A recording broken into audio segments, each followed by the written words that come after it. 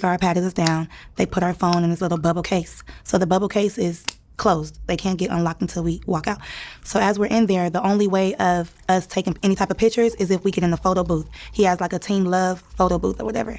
Take like 4 pictures. So I, got pictures. I still got everything in my Snap too, like of the photos, everything. That's all you could get. So I'm walking around or whatever. So one of his sons, I'm not gonna tell you which one, but it was like recruiting like whoever they wanted to go inside the house, because the freak off is inside the house and in the backyard. So you have the pool, and they're playing loud house music. Like, Mark, the house music, it makes you feel kind of woozy, first of all, because it's like a rave or something. Dun, dun, dun, dun, and it's real loud. So you can't really see nothing, but you're seeing everybody like walking around drunk, hopping around. It's still 7 a.m. So the sun is like coming up. Shorty, where's the fucking happening at? And people are walking around naked, period. Let's get into it. They're walking around naked already. And they're in the pool, skinny dipping. And they're drinking mimosas in the pool, but then it's like a waitress walking around giving people drinks, just passing people drinks, and people are just taking them. Me, I don't drink like that, but I'm like an occasional drinker. Like, I'll drink if we're partying or whatever, just for that occasion. So, because people are going to keep saying, drink, drink, drink. But I didn't take a drink yet.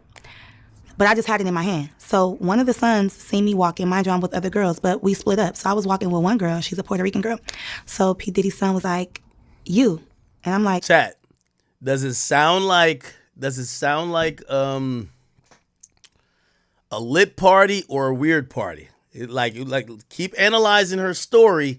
Tell me when it's starting to get weird, or is it weird already? I don't know. It sounds like they're playing some up-tempo music. You let me know.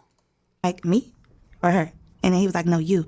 Come here. So I went to him and he gave me some shoes. So these shoes was like some terry cloth, like robe shoes, white shoes.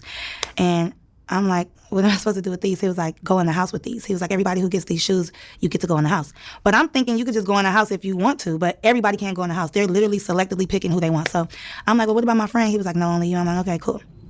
I'm holding the shoes. I'm walking around. I'm a good, loyal friend. I'm not going to go inside a house where they say my friend can't go. So we just walking around mingling. But we tripping out, looking at everybody like they off, everything smoking and jumping around like hooligans. And so I seen P. Diddy or whatever, and I seen him with the Prince.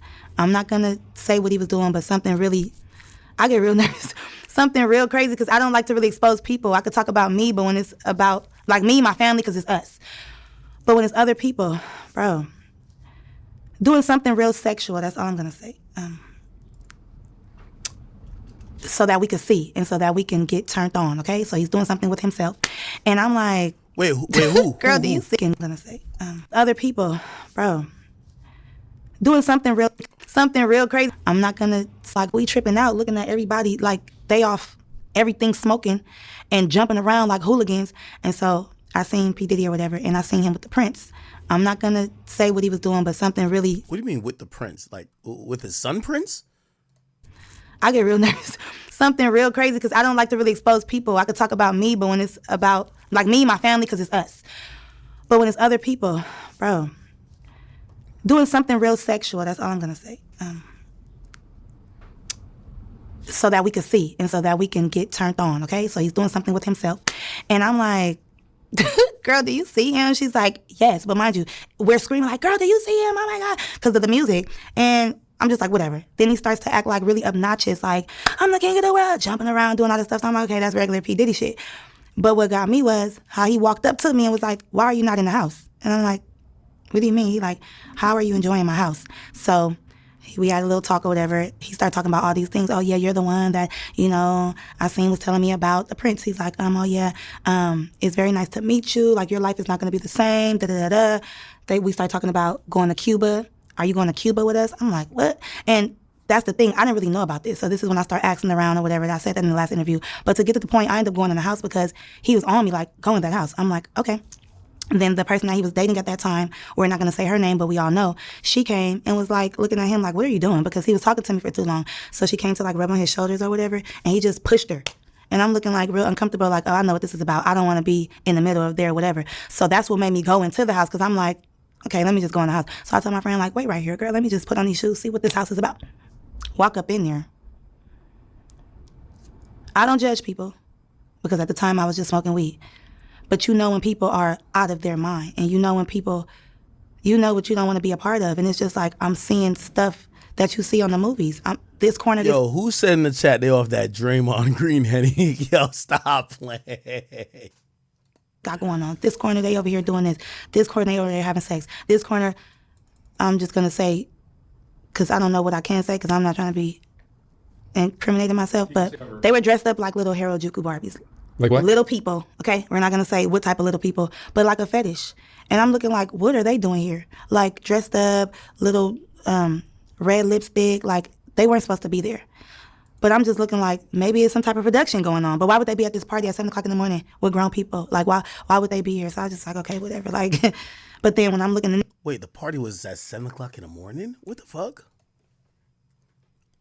...to be there. But I'm just looking like maybe it's some type of production going on. But why would they be at this party at 7 o'clock in the morning with grown people? Like, why would they be here? So I was just like, okay, whatever. Like... But then when I'm looking in this corner, this person laid out, and I'm looking like, what's going on? Then I'm seeing like Instagram models or whatever. I'm like, oh, hey. So I'm kind of getting distracted, feeling like kind of comfortable. Like, she's here? Oh my God, she's here. And then I see P. Diddy, walking through the house like with his eyes on me. Like, like, is this, you see, like, are you agreeing with this? And I don't. Now, mind you, I still got my friend out there. So I walked out of the house and I'm telling her like, oh my God, bitch. Like, this is, oh my God, she like for real? But I'm just like, I'm not even tripping. Like, oh, well, like, this nigga's weird. Like, so I'm really looking at the situation like I don't even want to be involved in this type of stuff because once I see something, I can't get it out of my mind. And I'm like a hypochondriac. Like, I keep on having flashbacks about it. So whatever. So, of course, I come out. And then here he goes again. And another rapper, well-known rapper, comes and starts feeling on me like, hey, you. So now it just seems like everybody is faded at this point. They're either drunk or on all the drugs, obviously, with this house music. So now I just feel like trapped in. Like, I don't like it. And I know the devil when I see it. Because by me being so spiritual and tapped in, I know when something is not right. I'm not judging, but I just don't want to be a part of it because how am I going to get out of this shit? Like, I'm already here. And then I heard conversations or whatever. And then P. Diddy was like, that's the one that I want. I want her. So now I feel like, they plotting on me like, did you bring me here on purpose? Like, is this the, producer you was talking about? And I came here specifically with the Prince to rub elbows with people, to network for the music week. But then I put two and two together like, the Prince have been saying your life is never going to be the same. You're going to be happy. Somebody's expecting you. And I just feel like that was the time that I was going to get sex trafficked or, drugged or something like that. And then they kept trying to make me, like, I've been around celebrities before. If a rapper wants you or somebody wants you, they're not going to do it. They're going to send somebody else to do it. So if a waitress is coming or another girl or a pretty girl or a guy, they'll sick somebody on you. Like, take this drink, do this, do that. And then you just feel eyes on you, like watching to see if you're going to do it, when you're going to do it. So I already know what time it was. And it's crazy because I had to leave that place. In my last interview, I told you I had to escape. I had to leave from the Prince because he was telling me we was leaving for Cuba the next day. Cuba with who?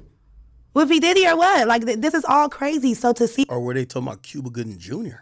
All of this stuff come out. And I escaped by leaving. I had to call the police and everything. I had to leave with the Prince. That's another story. From the Prince. From that house. I didn't leave with the other girls. I had to get my phone unlocked, of course. But I had to catch a taxi, not even an Uber, a taxi to another location. And then I ended up going to the airport and I ended up leaving because I just felt bamboozled. First, I'm getting lied to about how long I'm supposed to stay there. Then you keep talking about I'm supposed to meet this producer, but we're not talking about nothing with music, but you're talking about going to Cuba. We didn't even do what we were supposed to do in Miami, or did we do what we were supposed to do in Miami at this FREAKOFF? But because I'm not cooperating with what I see, and I feel like that's what the Illuminati and stuff is about, like a secret society. Like, they want to see what you allow, what you cool with, and then next thing you know, boom, take that drink, you're drugged. Take that, you're out of it. Take that pill, because everybody was off something. But you had to be being in that environment like that. How many people were at this event? Like hundreds. Even when it was a certain amount outside, but in the house was really crowded. You know what I'm saying? And you would think that, like, it was more people in the house. And you walked around? Yeah, I walked around for about 5 minutes. I seen what I need to see. And I was like, no, ma'am. No, sir. Because... Hey, I ain't going to hold y'all, bro. Craziest part, she didn't even make it to the FREAKOFF, bro. What she thinks she was the FREAKOFF, that's not the FREAKOFF. We've heard enough. We know what the FREAKOFF is now. Don't we, chat? The FREAKOFF, the bodyguards stand outside the door. It ain't mad people walking in and out. No. It's straight fucking. It's straight fucking. This is closeless fucking. You see, that's what people sometimes, You ever heard that song? After the show is the after party, and after the party is the hotel lobby, and after the, you know what I mean? It's like there's levels to this. If you're in the backyard, you got invited to a Diddy party. If you went inside, you went into the, like, you know, like that's the next level. But you probably got to get another invite and two more invites to really be in the freak offs. Listen, ain't no, listen. There are no just people just peeping into the freak off. By the time you get to the real freak off, you sucking some cock.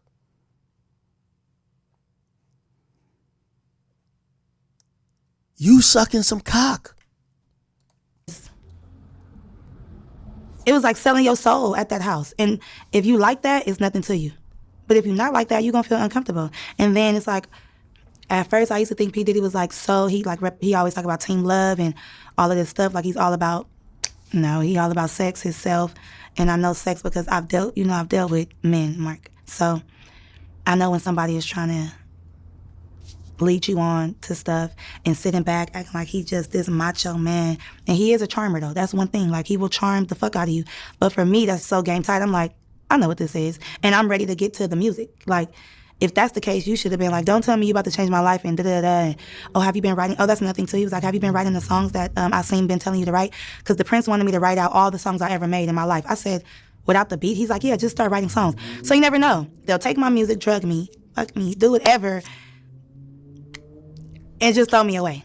Basically. I'm going to be honest with you. This sounds like she was getting sex trafficked by the Prince, not Diddy. She went to a party. She was out of her element. Was she possibly at risk of maybe being offered up by the Prince for someone to fuck, maybe even Diddy? Yes. But was this something that Diddy, this don't look like, well, maybe I can't say that. I don't know.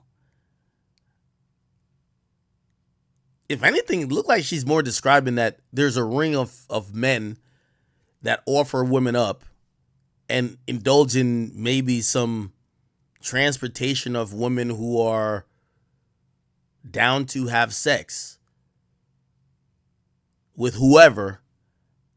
And just like how we saw in that Kanye lawsuit, they basically said that that's used for leverage in business deals.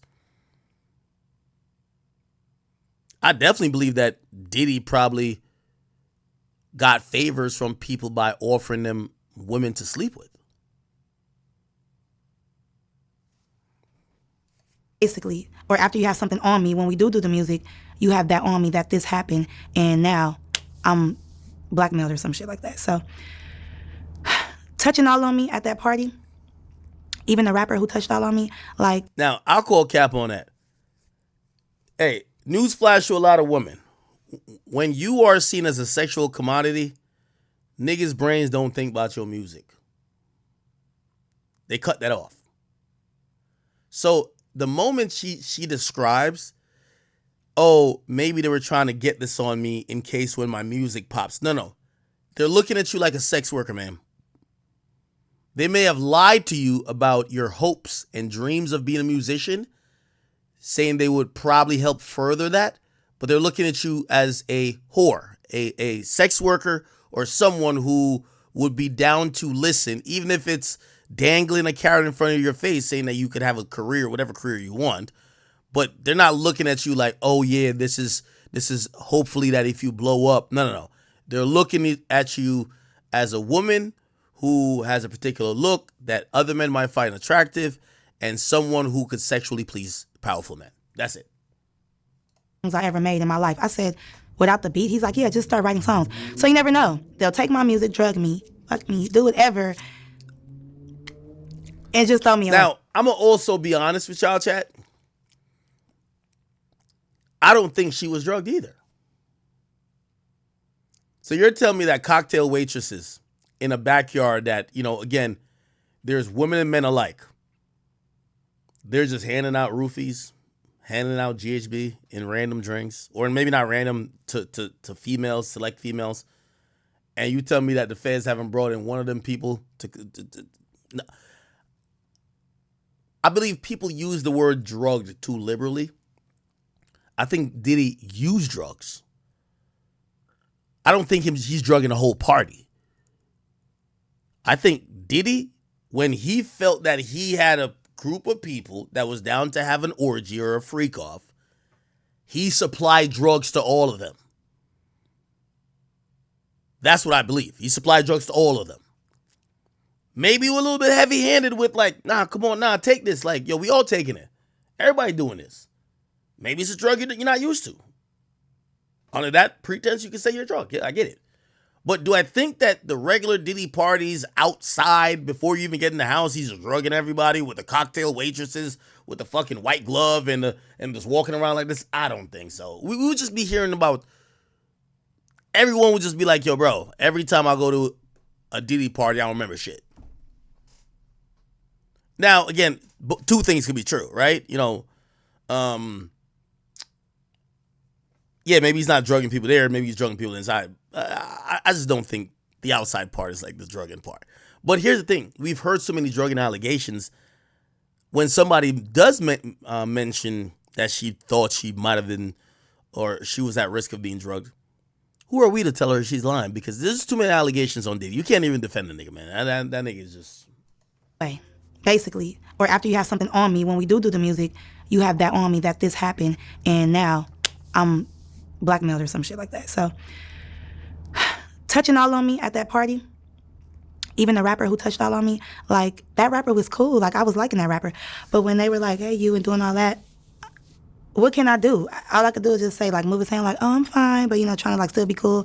But I'm like, why do everybody feel comfortable to just touch on you? Even P. Diddy, like, why I look up and you're right there? And then, like, in my face, like, now I'm going to keep it a bean with you. I've heard that Diddy's one of them people who get touchy with everybody. When, again, this is not defending him, because I hear you touch niggas, too. But we hear he fucks, allegedly, maybe men and women. So, yeah, that's kind of a little odd. Like, yo, bro, like, you know that one nigga who... every time he's drunk, he always, like, hand on your shoulder. He want to punch you or something. Like, nigga, keep your fucking hands to yourself. That is kind of creepy, though. I get it. Like, in my house. Like, it's weird. Like, looking at him, it's like when you're a kid and you're getting in trouble by your parent and you can't look them in their face. And it's like a demon. I'm telling you, like, this dark spirit, like, he possessing you as he's looking at you. That power, that control. So I'm like, I read The Art of Seduction, motherfucker. I know what you're doing. And you're trying to really seduce me right now. And... oh, take a drink. Oh, no, do this, do that. Go in there. Like, it's just not nothing. And I want to know, why me go in the house and why not the girl? So now you're picking and choosing. So it's fishy to me. So when all this stuff started coming out, I was like, I knew I was right. I knew it. Like, it ain't no doubt about that P. Diddy was doing all that. And like I say, I don't judge, because I've been around people doing cocaine. But these hard drugs that they was doing, and just, I ain't gonna lie, it was orgies and stuff going on. So all of this stuff going on, I'm like, why is people doing stuff all in the open? Like, that's just... offending me and assaulting me, period, because where am I at? I didn't sign up for this. And how can I really get out? So I had to, like, ease my way on out. You know, it's security, but they not caring about what happens as long as that phone is closed. Mm. They damn near don't care if somebody died up in there. Ain't nobody can film it. And there were famous people or not? It was a whole bunch of famous people. Yeah. Like 4 famous people and then some Instagram models. Mm. And the whole time he just was, like, trying to undress me with his eyes. And I was thinking, like, this is really no cap. Because at that time, you know, I always been skinny. So at that time, the son who came up to me, I was like, boy, is it because I resemble your mom? Like, you know, like Kim Porter, like stuff like that. Like, you just never know. Like, I feel like, you know, P. Diddy does have a type. I feel like everybody that was in that house, it was a certain type of person. It was a certain type of something that he wanted and what he liked. And you could just tell, like, he get whatever he wants. That's why he has no problem touching on you, being all in your face, popping up on you, being obnoxious, and just hounding you until you do what he say. And that's just how the industry is already, especially him, because he got a lot of money, you know? Because you're a singer as well, right? Yeah, so they probably like, do you want this opportunity or what? And I'm like, not that damn bad, but I do want it. I do. But if I already got a bad vibe and I'm seeing stuff that you're into, I already know how this is going to be. So I don't want to, like, you know, ignore some red flags and then I'll be in trouble because of you. Like, literally in trouble. Like, we know his past, like, Shine, the rapper, you know, being in jail because of him. Like, don't think just because I'm from where I'm from, you could just do anything. And that's why I never really said nothing about it, because I just felt like, who am I? You know, he got money. Like, ain't nobody gonna believe me. But I have all the receipts. I have it all in my Snap to this day. It never went nowhere. That was just my experience just being in Miami for the first time. I didn't know that I was going to end up at P. Diddy's house. Did you take photos outside the house? When I got my phone back, yeah. Videos or something? I took videos when I was going to the house before I knew this was some weird shit. And then when I got my phone, I ended up, recording. And then I had the shoes on. I'm going to be honest with you. I think she was at a regular industry party. Hey, let me just tell you how a regular industry party goes. They cater to the millionaires and celebrities. When you're at a industry party, you should easily and quickly identify why you're there. And if you can't identify it, someone should tell you. If you're a pretty woman with no type of attachment to another guy, you're not his plus one, that's not your boyfriend, you're not fucking on him exclusively, you're just there because you are attractive, you're fodder, which means you're up for the pickings of the rich celebrity guys. I don't even think that's a freak off. That's just, there's a dynamic. When you go to one of these like industry parties, it's kind of weird like that. Yes. Remember I always told you, I feel like I went to Illuminati. I now realize that the place I went to, remember I told you this was after the whole Vic Mensa thing. We go to fucking, we go to, what do you call it again? We go to Complex Con, and I fly out like 14 people, everybody wearing chat nigga hoodies, because I'm like, I'll be damned another rapper try to play with me like that again. Complex, they look like they're playing around. I bring up a bunch of people. Anyway, I get hit up, and that's the first time I met the guy who now runs Atlantic, the most powerful man in music, his son, Elliot Grange. He wanted to meet me because I was saying complimentary things about 6ix9ine at the moment, right? I didn't meet 6ix9ine at that point. But his boss wanted to meet me. And I remember his thing was like a penguin. I was like, what the fuck? Who's this guy? First of all, how does he just have like this one name? And he was just like, yo, I think we should meet.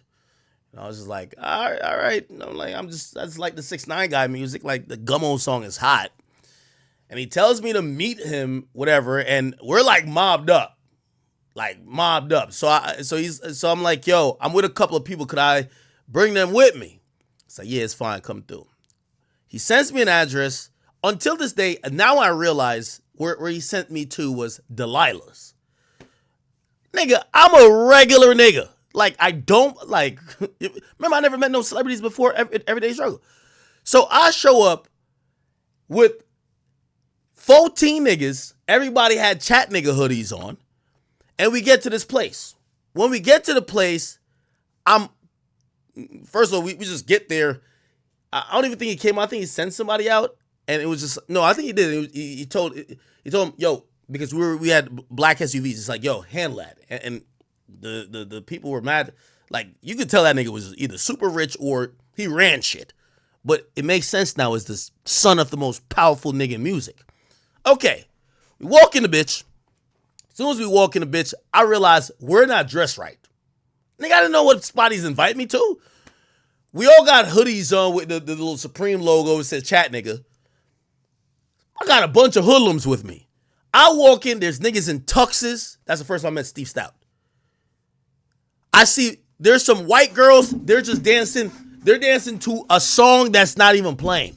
They're just like they're not even dancing like dancing like regular. They're just like, and I'm like, what the fuck is this? I see that nigga Ebro over there too. Well, actually, I never see. Did I see Ebro there? I know my brother told me, because my brother was with me. He said, yo, you know Ebro was there. I see a couple, there's mad executives there. Like mad people who are like super high up. That's why I just call the Illuminati. My nigga, I never seen that many powerful people in one building. I'm like, wait, y'all niggas party together? Like I was like shocked. I'm like, so if the son of the most powerful man in music invites me here, I'm seeing Steve Stout over there. I'm seeing this nigga there. I'm seeing that nigga there. And then I'm just seeing white girls just like, oh my, just dancing, and they're throwing themselves at some of these dudes. And I'm like, what the fuck is going on? And that's why I called it the Illuminati, because it felt like there was these women just like, they knew why they were there. The powerful men, it wasn't even like celebrities like, oh, rappers. It was just these are powerful men in music. Women were just there, kind of almost like, yeah, if y'all need to fuck, I'm here. I'm just gonna dance like I'm like they were just dancing weird. I'm like, what the fuck is this? And I remember saying that, I was like, them bitches are there for when these niggas are done snorting coke and drinking whatever wine they're drinking, they fuck them. I'm sorry. Like, that's how I marked it up, because I could tell. I'm like, them bitches there are waiting for these niggas to get ready to fuck them. Okay? And every time I've been to an industry party since, that was really an odd party, because I just realized there was so many powerful people in the room. I said, this got to be Illuminati. I didn't know powerful people party with each other like that. You know what I mean? Like, brother, like, it was just all in one room, and the room wasn't that big. I was like, what the fuck? And we were just standing out, just weird. Anyway, any other industry party I've been to afterwards, I now get the whole shtick behind it. There's a few women who are like fodder for the rich and famous and for the powerful. Usually, sometimes the host is offering these women up. Now, you could call it, I don't know if it's sex trafficking or what, but they're there to go do whatever with whatever niggas is there. Then you have, so you got the rappers, you have like the Instagram models, but sometimes they're plus ones. Then you have the randoms. And the random girls, they have to know, that's what I think she was. You have to know that you're fodder, or you're seen as fodder for anybody. Like, you're the buffet bitch. No disrespect. You're the buffet bitch. Whoever wants to fuck you that night, nobody's claiming you. Nobody's saying, yo, you know, that's my girl. Nobody's saying that. You're there to basically go get fucked by somebody popular. Then you got the powerful people. Sometimes you have the celebrities. Sometimes it's not the same. Sometimes you have the powerful people who ain't celebrities, right? Actually, the most powerful usually ain't celebrities. Then you have, like, I always count myself as, all right, you always see the wide-eyed people. That's me, because I'm always like, what the fuck? I remember going to a Richard Mille party. French brought me there. Nigga, I walked in. Well, first of all, I remember I'm at the gate. Where were we at? We're in Miami. I forgot. Nigga, I got security and everything. They're like, no security. No security? First thing I'm thinking, well, I know y'all ain't about to tell me no security, because if I walk up in this motherfucking mansion and they were like, yo, it was on some island. They were like, yo, every house over here costs $4 million. No, $40 million. I was like, the fuck? Okay. But even then, I'm like, if Meek Mill's over there, we got to fight. I want 2 security with me. Like, we got to go get to it. Fuck that. I said, no security. I'm like, what the hell? Anyway, French, I was like, French was about to come. So I get with French. And me, French, who else? Fresh from Fresh and Fit, we go in. And I think even his security had to wait outside. I'm like, there's no security up in this. Okay, whatever. We get up in there, and I ain't gonna lie, French used to these parties. And by the way, this ain't a FREAKOFF enough. This is just an industry party. First thing they told me, they said, yo, Leonardo DiCaprio was here. I said, where he at? Where he at? Nigga, I'm over here. Wolf of Wall Street, where he at? Nigga, I'm kind of grouping out a little bit, but not really. I'm like, you know what they tell me? Yo, it was, nigga, I felt so insignificant. This is when I realized, you think you in the industry, but you're not.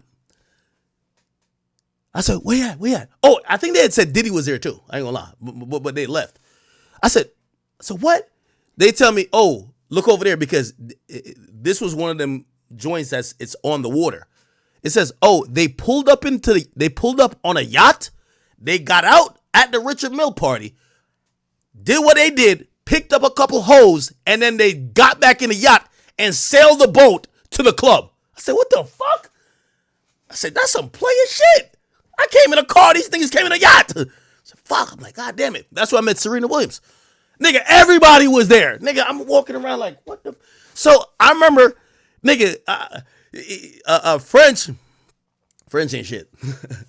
I know French is a hustler from New York, man. French was like, I ain't gonna lie to you.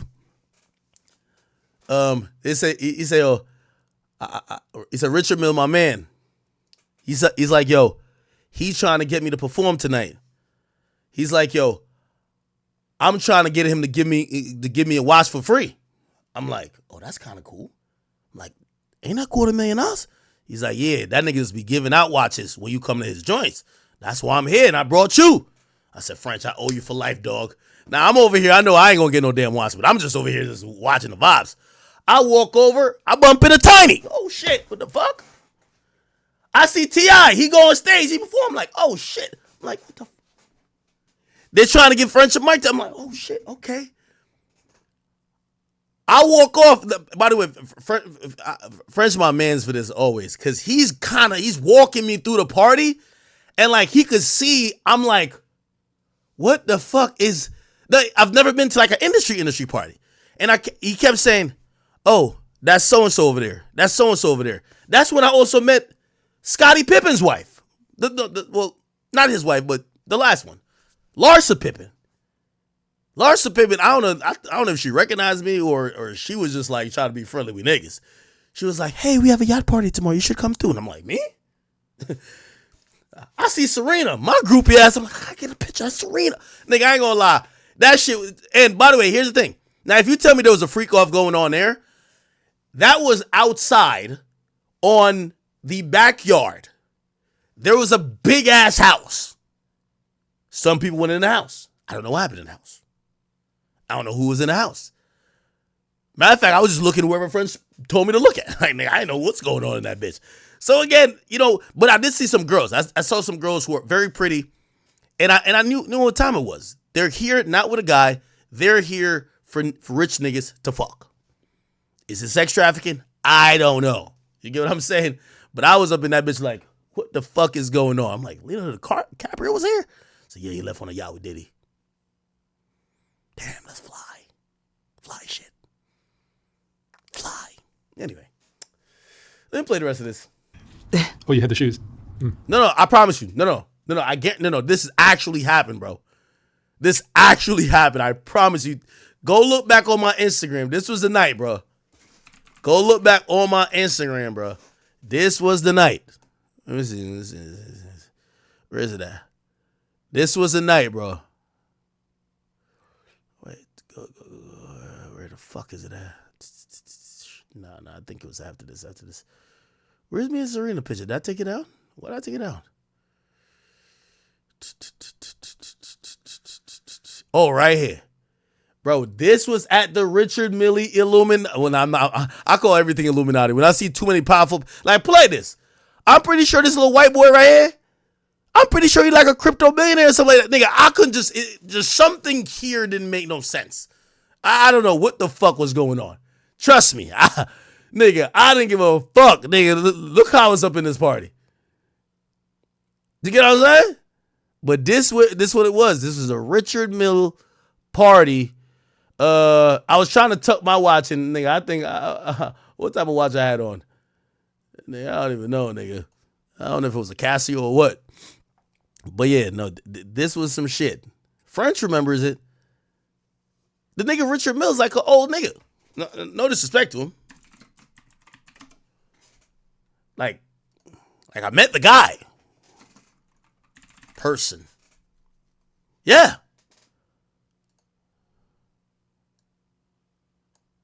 Dap the nigga up. I'm like, oh shit.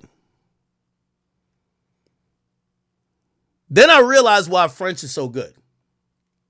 You know how y'all be like, yo, how French is so successful?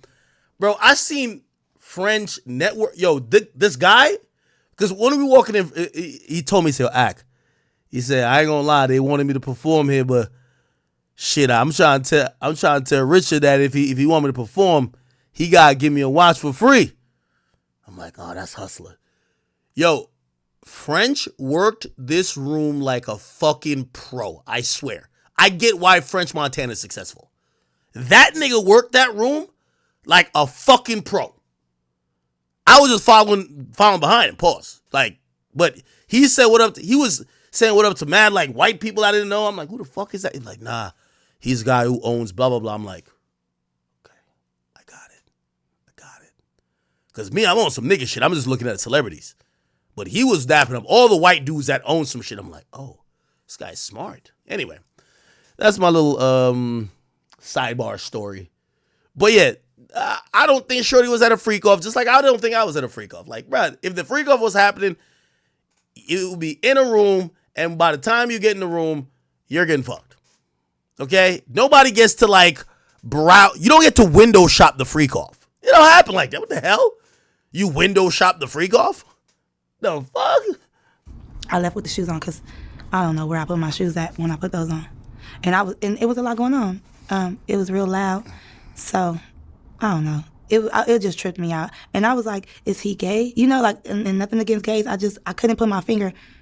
I was like, what is this dude into? But his house, his freak off. No, not like that. You know I'm going to make everything to a joke. But this is a real serious situation because it'll traumatize you because now I ain't trusting no producer. I look at everybody like if I went to the top of the top and I've been looking at him like this top-notch mogul and like whatever. But child, it's a lot. But it's some stuff, that I did leave out because I don't want to say too much. But because I told you there was some celebrities in there. But for these girls that did get drugged and did take these drinks, I feel like it's because everybody was all having fun. You wouldn't think that somebody would do something like that to you until you get to seeing everything. And once you're intoxicated, it's too late. It's just too late. So that's why you got to watch what drinks you take. And they was just pushing them on us too much. Take a drink, take a drink, take a drink. And I'm like, no.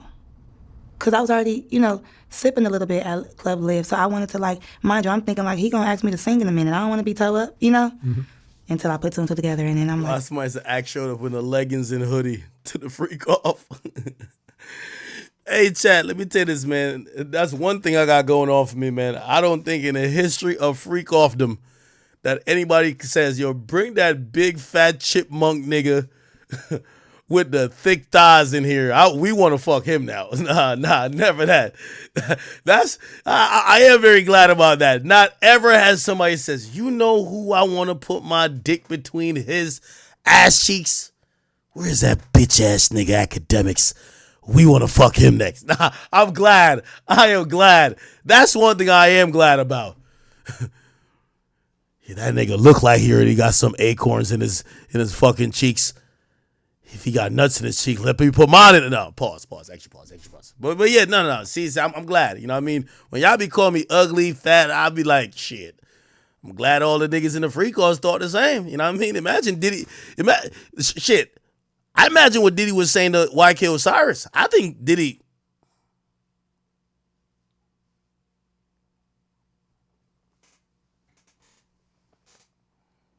Like, yeah, I'm glad I did. I'm glad you got out and survived. Yep, I'm always surviving. This is no joke. You're a survivor. For real. And it's like, I'm still going through stuff. You don't survive being traumatized. And these things do traumatize you because it's like, dang, I can never get around this. I could always end up to this, sex. Or some creep shit. Or somebody taking advantage of you or something. Or feeling all on you and you can't do nothing because... You thought the streets were dangerous. Yeah. That's what I'm saying. I'm telling you. But, yeah. So I just want to see, like, what's going to happen because I know a lot of people was... He went to trial today. Okay. So, there was 6 lawsuits filed today. Let's get into some of them. We're not going to go through all of them, like, in too much details, but we do have some... We do got some of these trials, okay? So, all of them were filed as Jane Does or John Does. And, let me see. What's this?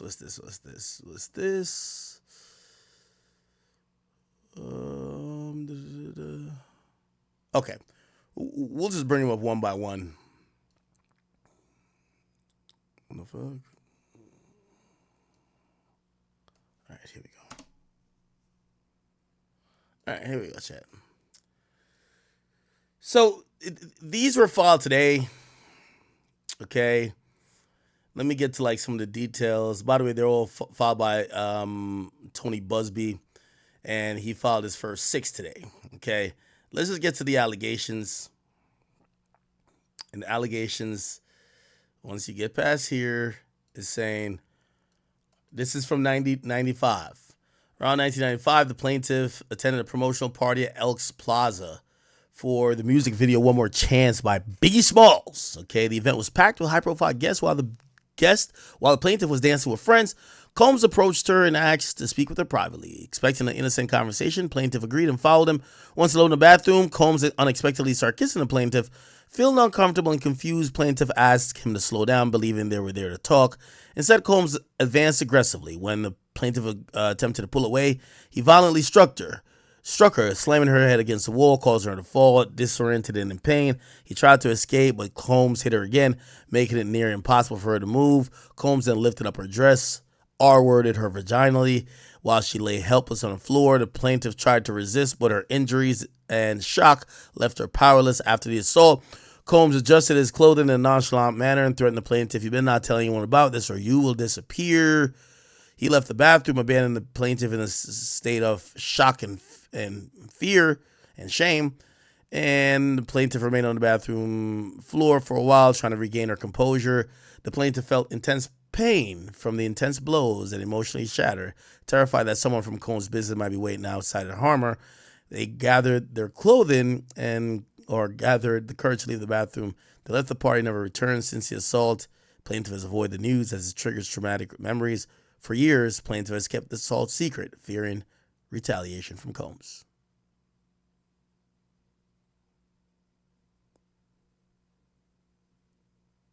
I'm going to be honest with you. This is getting tossed. Bro, that's the vaguest shit ever. Yeah, one time in the bathroom, he just started kissing me, and then I told him no, and then he just started punching me in the head, and then I was knocked out, and then he piped me out, and then, again, we get it. I hope she has some witnesses from that One More Chance video, or she's been telling people consistently about it. That seems kind of... Let me see. Is this a guy or a woman? This is Jane Doe, so it's a woman. All right. By the way, there's 2 women, 4 guys in the first couple of lawsuits. All right. All right. Let's see the second one. Here's the second one right here, chat.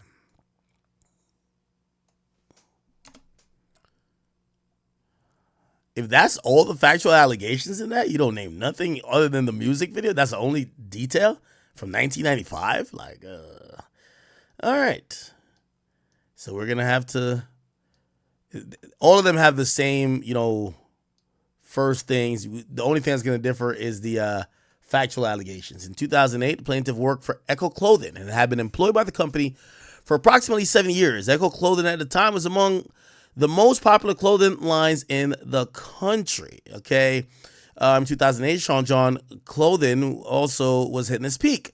And the plaintiff has, in fact, met Combs several times in connection with Combs' development and marketing of the Sean John line.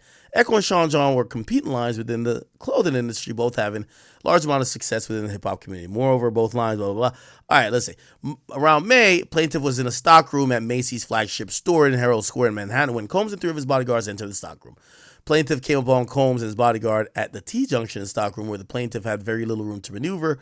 Combs was flanked by 2 large bodyguards to the left and 1 to the right. Immediately after turning the corner in the stockroom, the plaintiff was hit hard around the base of the neck, possibly with a pistol. Huh? The blow forced the plaintiff to his hands. Okay, this is a guy. To his hands and his knees. As the plaintiff looked up, he saw that each bodyguard had guns in their waistband. Plaintiff heard multiple voices call out things like, "I'll kill you." Combs approached the plaintiff, and while he was still on his hands and knees, he said, "Suck my dick, Echo," referring to the clothing line that the plaintiff worked for. Combs thereafter forced his penis into the plaintiff's mouth. Come on, bro. And proceeded to forcefully and brutally, orally R-word the plaintiff. He continued for at least 2 minutes until he ejaculated while orally. So you telling me a nigga forced you to suck his dick at gunpoint? After you finished, Combs threw the plaintiff head aside and said words to the effect of, "Shut up or I'll kill you." Combs and his bodyguards began to leave, taunting plaintiffs as they did. Combs proceeded to gather Sean John merchandise from the stockroom. He left the stockroom and headed out to the Macy's retail floor where he began passing out merchandise to a door and crowd. Said nothing had happened. A shocked and traumatized plaintiff gathered himself, went to the Macy's security to report the assault. Okay, that's good. That's good. So Macy's security should have a report of this. By this time, Combs' bodyguard left. Plaintiff was told that someone would speak to him, but no one ever did. Shortly thereafter, Macy's stopped letting the plaintiff into the flagship store. Approximately 3 weeks after, CEO of Macy's pressured Echo executives to fire the plaintiff because Macy's had signed a multi-million-dollar deal with Sean John. See, this is a lot of conjecture. Like, you have proof that Macy's pressured Echo to fire you? Echo thereafter terminated the plaintiff from employment. Plaintiff is informed and believes that a report of the assault was destroyed, otherwise purged from Macy's record. Okay, so now you're saying that there's no record of it and no action was ever taken by the result. Plaintiff ultimately had to move out of New York, still fears for their life as a result of the incident, including the plaintiff. Okay, so a nigga is saying that Diddy forced him to suck his dick at gunpoint. Okay. All right. Allegation 2. Wait, people love me. I'm gonna be honest with you. That seems like bullshit too. Right? I'm gonna be honest. Seems like bullshit. Like, here's the thing. Even like none of those other cases, and I'm going off the cases we've seen before with Diddy. None of them say Diddy is putting guns to people's heads saying "suck my dick" or "yo" beating a girl till she's unconscious and him fucking her. That's not his MO. I'm not saying he never did it, but that's not his MO. And without you having some proof, all of these are like from a while ago, at least 10, 15 years. You're going to need a little bit more if you want me to believe it. But who knows? Maybe they're keeping everything for the discovery phase and maybe they do have more details, right? Okay, here's the third one. This is John Doe. So it's another guy. All right.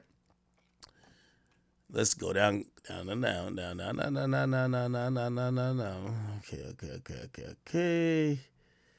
Let's see if we could go. We got to find, once again, factual allegations. Here we go.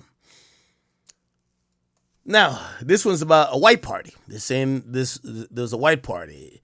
It was well known by many, including John Doe. There were kind of countless celebrities who were attending. 1998, again, this is something over 25 years ago. When John Doe was only 16, he was recruited out of New York City and indeed, while residing in New York City, received an invitation to one of the white parties through a mutual connection. So 16-year-old male claims he got an invitation to Diddy's white party. Okay. He felt like he had the opportunity to rub shoulders with the who's who of the industry. He thought it could be his chance to break in the music industry. Others from New York City received such an invitation to go to the party. Indeed, many of those at the party were in fact New Yorkers. The party took place at the Combs mansion in the Hamptons. As John Doe entered to be spotted by celebrities, he made his way through the crowd towards the restroom and unexpectedly bumped into Combs. Shocked, John Doe found himself face-to-face with Combs, a titan in the music industry, standing right in front of him. Doe took a picture with Combs at a 1998 party. Okay, at least he got a picture to prove that he met Diddy, right? Combs took an interest in John Doe and wanted to talk to him. They walked to a more private area. Wait. Weren't they in the bathroom already? Or he walked towards the restroom. They weren't in the bathroom. Okay. They went to a more private area near the portable restroom and was brought in for the party. There, John Doe told Combs he was a big fan of Combs and shared his dream of becoming a star. Combs smiled, telling him he had the potential and the look. When John Doe admitted his voice wasn't that great, Combs assured him it didn't matter. Combs made it clear that the only thing that matters was having the right look in the industry. And with it, Combs could transfer Doe or anybody into a star. Despite the pleasant conversation that occurred, things took an unexpected turn for the worse. Combs abruptly told John Doe that he needed to drop his pants. John Doe, caught completely off guard, confusingly asked Combs to repeat himself. Combs made himself clear. He instructed John Doe to drop his pants and expose his penis so Combs could expect it, explaining it was a rite of passage and a route to becoming a star and also to prove himself. Don't you want to break into the business? Doe immediately felt uncomfortable, froze, and did not know what to do. Combs remained calm and stood in front of him and stretched out his hand in a cup position. Out of fear and anxiety and the imbalance of power dynamic between him and Combs, John Doe then dropped his pants, exposed his penis, and Combs previously instructed. Combs moved closer, grabbed John Doe's penis and genitals. If this is at a party, how has nobody seen this shit? Okay, cool. He firmly cupped and held on to his genitals for an extended period of time. During this time, Combs moved his hands in such a fashion to manipulate his genitals, squeezing and feeling on them. Doe was only 16. Combs abruptly let go of his genitals and told him that his people would be in touch. Combs continued this party as if nothing had happened, but for John Doe, everything has changed. John Doe eventually recognized Combs sexually assaulted him, and through his power and influence over John Doe, because he knew John Doe wanted to become a star. As a result of the sexual assault, while he was a minor, he experienced his damage, including pain and suffering, physical impairment, mental anguish, emotional torment. The interaction continues to humiliate and cause shame on him. Because of his power and notoriety, he was afraid to report what happened. He became another sexual victim. Okay, I'm calling a cap on that one, bro. I'm sorry, bro. I get it, but I'm sorry, bro. I'm sorry. I'm calling cap on that one. Okay, so all three I'm calling cap on. So, like, bruv, like, you could tell that, and that's the thing about when all these potential victims go to one law firm who's trying to, even if it's 120 lawsuits, they just want to get hit one or two that they're going to get paid from. They don't care who the victim is. These factual allegations are hella short. Like, look how quick I'm getting through these lawsuits. Let's go to 4. So this is another one. Jesus Christ. Okay, so this is 4. Another guy. All right. Let's find factual allegations again. Or not factual allegations. Yeah, factual allegations, actually. Okay, he worked for Royal Reigns Management Procedures Company out of New York City, blah, blah. Through his industry connections, I'd be like, okay, there's a party in 2021. Okay, this is a little bit recent. These connections are and invitations ultimately led to a life-altering and traumatic experience with plaintiff. Combs' businesses picked up plaintiff from the airport and transported him to New York City, where the party was going to take place. Upon arrival, plaintiff noticed several attendants. Plaintiff was immediately offered what he was told to be ecstasy by the associate of Combs' businesses, which he refused. He limited himself to one drink, and even after the plaintiff consumed only one alcohol drink, the effects of the drink was immediate and overwhelming. Okay, they're going with the theme. He drugged him, right? This behavior towards the plaintiff mimics a pattern. Okay, they're just talking about other pattern. Unfortunately, plaintiff was one such victim. A photograph of the exemplary container used by Combs and his agents to insert GHB into alcohol drinks is seen before. Where did this come from? Plaintiff soon became disoriented and the room started spinning. In a state of confusion, he attempted to remove himself from the situation, seeking a safe space. As the plaintiff tried to leave, a male voice told him to hold on as he promised to help him. The next thing the plaintiff remembers is being in the bedroom. Despite being vaguely aware of his surroundings, he could not move, speak, or fight back. He was paralyzed, feeling as if he was trapped in his own body. Multiple men, began to sexually assault him through sodomy and other forced acts. He distinctly recalls seeing Combs above him naked at one point during the assault. During this time, plaintiff was sodomized by at least 3 men. Plaintiff could feel a difference in the size. Feel a difference in the size of the men when he was being sodomized, further confirming the presence of multiple attackers. Plaintiff continues to attend therapy sessions to address the trauma from these experiences.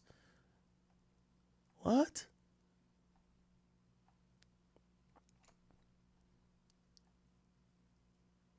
How come this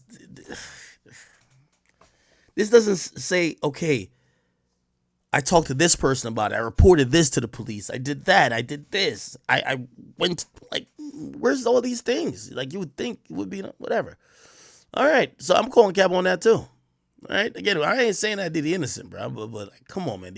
These kind of seem rushed. And this is what happens when a law firm has to present 100 cases. The fuck?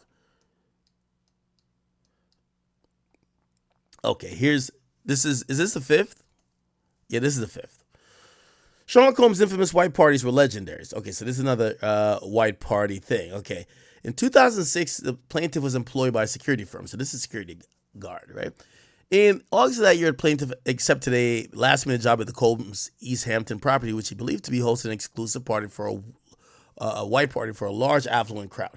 Plaintiff noted that the guests arrived in luxury vehicles and many appeared to be executives. On arrival of the plaintiff, he was greeted by Combs and the event host, who expressed interest in meeting all staff members. During their interaction, Combs offered the plaintiff another job opportunity, working security, which the plaintiff ultimately declined due to his father's severe illness and challenges of relocating. Combs appeared sympathetic to the plaintiff's situation and understanding of his decision. As the event progressed, Combs targeted the plaintiff and provided him with an alcohol drink during the night. Security drinking? Whatever.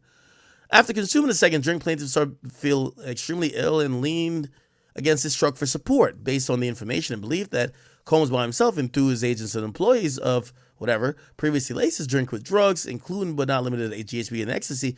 The behavior towards the plaintiff mimics a pattern of Combs and his agents to drug people. A photo of the exemplary container, so they use the same photo for two lawsuits in a row now. Like, what container is this? Combs approached him again, inquired about his well-being, displaying what plaintiff initially interpreted as concern. However, he found himself being forcefully pushed into an open van by Combs, and an act that left him in considerable pain. Once inside the van, plaintiff was held down by Combs, who overpowered him. So a security guard got overpowered by Diddy. What the fuck is the point of a security guard? Well, I guess he said he was, inebriated, but okay, cool. In a horrific turn of events, Combs sexually assaulted him by inserting his penis into the plaintiff's anus. Bro, I'm gonna be honest with you. Let me not even comment on, like, if you're security, I'm guessing you're a bigger person, than Diddy. Even if you're a little bit, and especially if you're not gay, how the fuck does he force his dick into your ass? Whatever, bro. Yeah, I got it. All while dismissing the plaintiff's pleas for help, saying, "You'll be all right." So apparently the security guard was crying out for help. He kept saying to the security guard, "You'll be all right." After the assault, the Combs left the plaintiff in a van, proceeded back to the party. Plaintiff struggled to leave the party due to the drugs believed to be in the system from the alcoholic drinks Combs provided. As plaintiff was leaving the party, he experienced a disturbing sensation as a lubricant-like fluid leaked from him, which he believed to be semen. Pause. So he's saying Diddy nutted at him, causing him profound disgust. When plaintiff finally managed to leave the scene and return home, he informed the supervisor of the incident. Upon arriving home and showering, plaintiff did notice more semen discharge and intensified his feelings of violation and revulsion. In the aftermath, the assault, plaintiff struggled with the intense emotional pain and mental issues, feeling disgusted and deeply depressed. He has experienced significant impact on his personal life. He's never been married, so now he's blaming Diddy for him not getting married, and often struggles to maintain relationships due to the assault. Plaintiff describes himself as an all-American guy, yet acknowledges not a day goes by without the thoughts of the traumatic incident. Diddy's R-word in the security guards too. Okay. This is the last lawsuit here, people. Here. Okay, bet. So let's go down again to factual allegations. The rest of these, they're just copying the same thing. Like these feel like copy and paste lawsuits. Okay, Combs and his staff. So this is a 6. This is a woman. So we read one guy, 4 dudes. No, 1 woman, 4 dudes, and this is the last woman right here. Okay. So let's get to it. Combs and his staff regularly invited members of the public to events such as music video shoots, photographs, photo shoots, autograph signings in and around the New York City area. One event took place in 2004 across the street from Jane Doe's college campus in Brooklyn. So this is 2004, okay? Through Miss Doe's friends and Combs' accomplices and agents, Miss Doe received an invitation to Combs' photo shoot. She was 19 years old at the time. She was flattered and excited to receive such an invitation from Combs' celebrity and stature. Ms. Doe accompanied her friends to the event and discovered that it was a photo shoot promoting the band. A recording group Combs signed to his record label Bad Boy Entertainment. At the photo shoot, she and one of her good friends, another freshman living in a dormitory with Ms. Doe, were eventually invited to an after party by Combs' business associate. Before leaving for the party, Ms. Doe had met Combs at the photo shoot. Combs told Ms. Doe that her friend and her friend that they should come to his hotel for more of an exclusive party. Miss Doe and her friend agreed and were taken to Manhattan Marriott Hotel by a member of Combs' entourage. Upon arriving at the hotel suite, Miss Doe noticed that there were a dozen people there having drinks, listening to music in a relaxed party environment. While attempting to mingle around the party, Miss Doe and her friend were suddenly grabbed, taken to a separate room off of the main party. Miss Doe believed that the man taking them to be a security guard, so she went with him. But when they were asked where they were going, he simply told her, "You know what you're here for." After taking Miss Doe and her friend to the bedroom, the security guard left the room and locked the door. The only person in the room beside Miss Doe and her friends was Combs. Combs gave Miss Doe and her friend more drinks and instructed them to imbibe, I guess sniff cocaine he had prepared for use on a coffee table. They didn't want to do the cocaine. Combs continued to gradually get more aggressive with the two women and eventually forcibly start to touch them without consent. When they resisted, Combs ordered Miss Doe's friend to perform oral sex on him, or he would have both of them killed. None of these sounds like Diddy's MO. But okay. Miss Doe's friend complied as Miss Doe begged Combs to allow them to leave. He did not agree. Combs soon turned his sights to Miss Doe and forced her to take off her clothes again under the threat of violence. Once she was undressed, he forced himself on her to begin to sexually assault her. Combs fondled, molested, and ultimately R-worded Miss Doe, all while she was begging him to stop. Soon and likely due to Miss Doe's cries, the doors opened and a security guard from earlier came to ask if everything was okay. Miss Doe's friend took the opportunity to rush out the recently locked door. Miss Doe, however, could not move as Mr. Combs was still on top of her. Combs got off Miss Doe to talk to the security guard. He left the room but told Miss Doe to stay, otherwise she would be killed. Okay. About half an hour of sitting in a dark room by herself and another security guard came to tell her she could leave. Miss Doe gathered her things and left immediately and called a taxi back to her dormitory in Brooklyn. Why didn't she call the cops? Yo, chat, I'm going to be honest with you. All 6 of these lawsuits look like bullshit, bro. Yo, we know Cassie a goddamn victim, bro. There's probably a couple other victims in the mix, but these lawsuits look like bullshit. They look like bullshit. Now, granted, maybe they're just like plain or stripped down complaints that, you know, there's going to be way more evidence and proof of these alleged allegations put forth later. Or they could just be copy and paste lawsuits that this law firm is trying to just file, that hopefully they could just get some type of settlement on any of these. I don't know. But y'all believe any of those yet?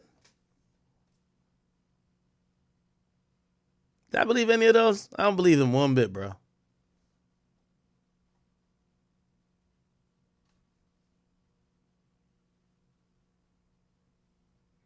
Somebody said, "Act. All lawsuits are true facts. Acts in denial." They didn't meet the smell test for me. They all seem cap. And I'm we've read and we've gone over so many lawsuits for Diddy. I felt there was more detail, more nuance, and we started to kind of almost build a MO of, yes, he's a little bit, it seems like he's heavy-handed, but we've never heard the fuck me or I kill you, or my bodyguards hold a gun to your head as a guy and you have to suck my dick in a clothing store. Like, so me, I really buy none of this shit. I ain't gonna lie. Not gonna lie. I don't buy that shit at all.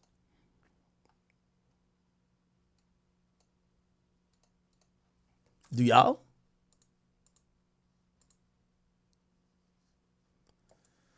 Yeah, and by the way, if you do believe it, it's fine too. You know what I mean? Again, these are going to have to be proven in court, or again, these are so thinly described that I'm pretty sure the first thing Diddy's going to do is force everybody to identify themselves, right? By asking the court to reveal their names. Then he's going to do motions to dismiss. And we're going to, the court's going to have to figure out what has validity versus what doesn't have validity. They might do a motion to dismiss, be like, yo, there's no proof that Diddy's met this person. Like, what the fuck? So we will see. We will see, man. All right. Chat. What time is it where you at? It's 4 o'clock here. Yeah, we've been streaming for 7 hours. I know. By the way, thank you all you guys for all the memberships. I appreciate all you guys. Thank you guys for all the donations as well. Dr. QJ, by the way, this is going back to the Gucci thing, Gucci third leg thing. His name is Dr. QJ. He's a member. He says, I'm a doctor here. Herpes isn't the flu. She's undermining the severity. Your general practitioner should educate you, not Google basement writers. Example, herpes immunocompromised associated diseases. Sad situation. Okay. You lost me there, brother. But I am happy that we got some doctors up in the house. I appreciate you. CNG Dusky says, no act. The quiet ones are always the one to watch. What are you talking about? And APB says, yo, well. Let's normalize calling out whore behavior. And Khalid Scott, thank you for the 10. He says, act. Yo, play JoJo too little, too late. Rah, thank you for the 20. He says, man, HSV1 can be transferred to the genitals. Act. HSV2 could be transferred orally as well. Deshae Frost, they saw for not addressing the obvious. A female won a $500K lawsuit for HSV1. Thank you. Ruger Red, thank you for gifting like you always do. Rah, thank you for the additional donation. You said, man, HSV1 can be transferred to the genitals. I guess you're saying the same thing. HSV2 can be transferred orally. So you're saying that Deshae Frost is not out of the woods, especially if he fucked or got head in June. Thank you for that. And Jordan D says, yo, act. Gucci third leg fucked Freddie Gibbs' baby moms. Oh my God, really? Robot Therapy, thank you for the 10, says she's a brave soul. Respect to her. Okay. V Cloudsy, it says it was Blueface during the Deshae Frost show. Oh. Somebody said we need a crash out act. Nah, I think we did good today. Somebody says Selena Powell next. Again, I think there's a lot of girls. I'm not saying Selena specific. I think there's a lot of girls who have that's they're not telling nobody. They're gonna watch this girl go through the fire and be like, shit, I'm gonna keep it a secret. I finally have social media. Thank you for the 2. It says eating dicks with bumps on it is insidious work. I shouldn't laugh, but it's crazy. Thank you guys for the people on the Academy channel who did become a sub and also who did contribute. I thank you guys so much. I appreciate you guys for watching. Let me see if I could load this up. Somebody was trying to expose some YouTuber on here. I want to read those messages. Playboy Roby says, you're right, Ak. I knew you from the war in Chirac, but you've been doing your thing. You and X talk years ago. Yeah, I do think it was a notable part of what I've done. I don't think that's what made me popular. Now, people do give that credit, because it's notable. You know what I mean? Again, I was doing album reviews back in 2012, but that wasn't as notable as the war in Chirac. The war in Chirac is legendary for many reasons, right? Job Israel, he says, the question is, why do they pay us to make killer music? And he says, Adam don't believe this guy. And he says, I don't believe this guy because he's white. And Jeremy Johnson says, Ruga needs some pointers from Birdman. Yeah, it definitely worked. Birdman handled this thing a little bit better, right? Even though he sat there folding his arms, right? Oh, trio. Mr. No Matter What said, yeah, Tisa tells they've been going crazy. Yeah, again, if it made financial sense, of course. Like, if it's somebody who you're just going to waste money on, like, I don't know if I want to waste $100,000 just suing this chick, but if she's making some good money, that I know I could, that my lawyer says, yo, listen, this person, we have these amount of instances of defaming you. And again, very different than reading allegations. Like you could be like, yo, I read a lawsuit and blah, blah. Saying that you know it as a fact. That's how you walk yourself into a nice lawsuit, okay? Vinny98 NYC says, Jay-Z could be a Diddy ally while married. Okay. Boosted by V says, Meek Mill riding Diddy like a dirt bike is wild. Never forget. Yo, stop. Florence, I read what you were saying, and then a lot of people were talking about her while she was on here. Hoodie Mo says he's still hitting. Little Daryl Nasty work. Y'all go check that person out. King Coop, thank you for becoming a member. DeMarco Smith says, men, stay in your daughter's life. Lex Luthor says, RIP Kevin Samuels, he would have had a field day. Stacks 5th. He says, cancel this 305. I think you've been 304. DeMarco Smith said, how are you clean with herpes? The fuck she talking about? LA says, she's reckless. She has Jaguar-right characteristics. Okay, I'm going to skip past some of these things. Lex Luthor says, Ak was asking all the right questions 7 in a week after she started having symptoms is crazy. Somebody said, did she test the other 7 guys? Sandy Fire Cheeks need her new name. Okay, let me skip past these things. Somebody say I need to apologize to Gucci. I guess some people believe, Gucci's might be telling the truth. Or they might think that, hey, this girl, her behavior sexually is so reckless that you can't just blame it on Gucci. Who knows? All right. Damn. Stack Swift said he's glad she caught it. Wow, damn. Somebody says they would lock up a man for this. Oh, if a man continues. Okay, I get it. Adrian says, man, celibacy don't seem that bad. Adrian says, everybody got it. Get the fuck out of here. Celibate from now on. America's Munch says, yo, she's GUI LT what? Knew he had it and wait 2 to 3 years to tell people she's as guilty as that Diddy with. Oh, she's guilty. She knew she had it and waited 2 to 3 years to tell people she's guilty as Cassie is with Diddy. Okay. The freakies here in human history. SSRR says that. Bayesian Cheese. I read that before. Cogdarn, thank you for the membership. Somebody says Mandingo Gucci. Chris, thank you for that.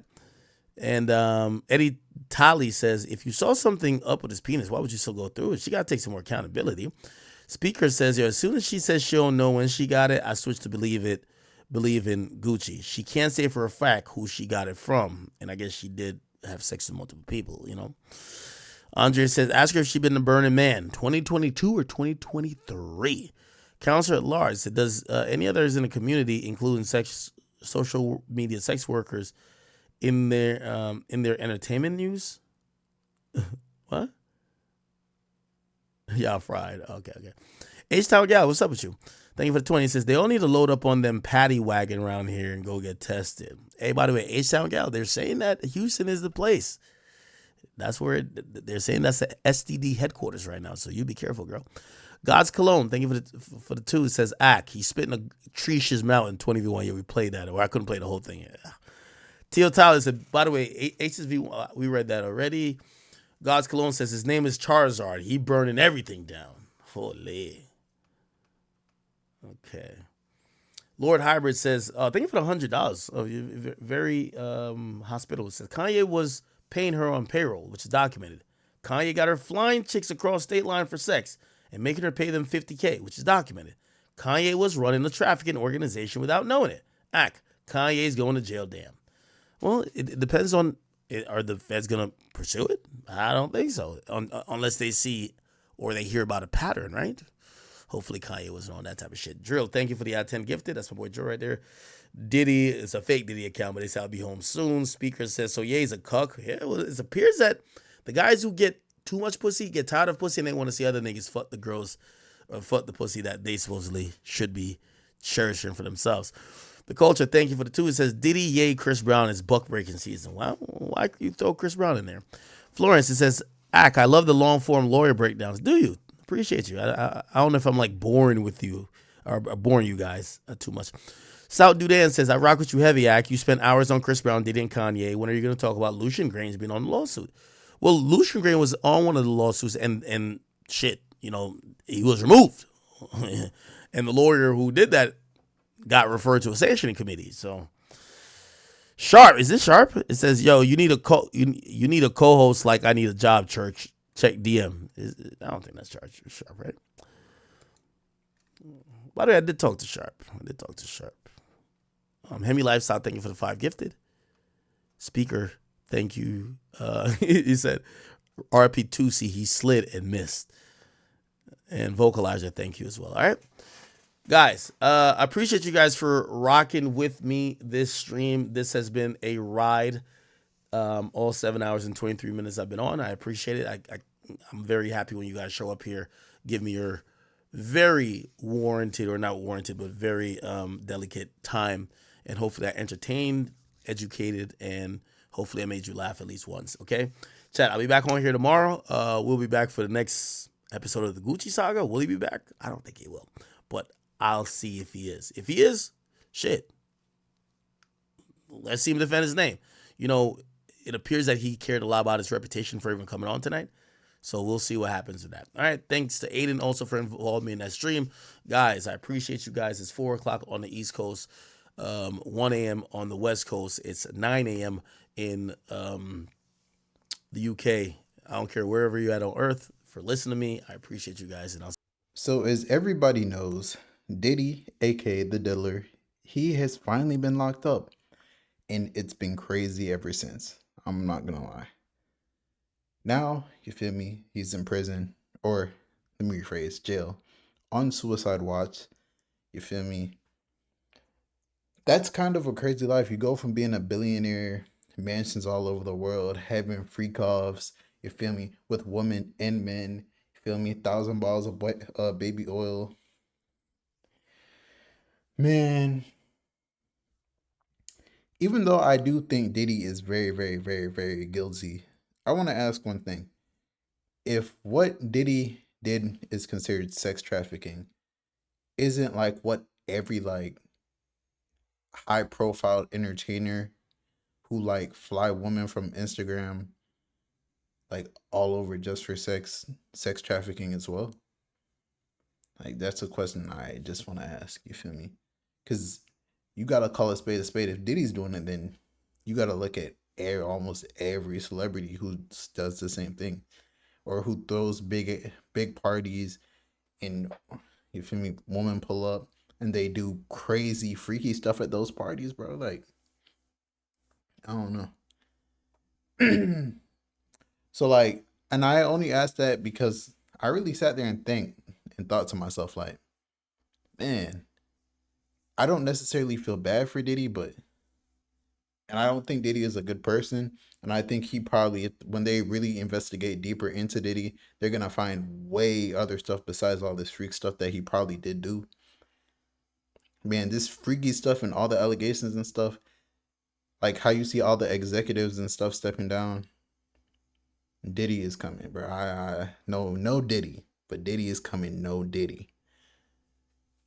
I think he's gonna expose everyone, and like labels are scared and they're trying to get rid of everyone and everything.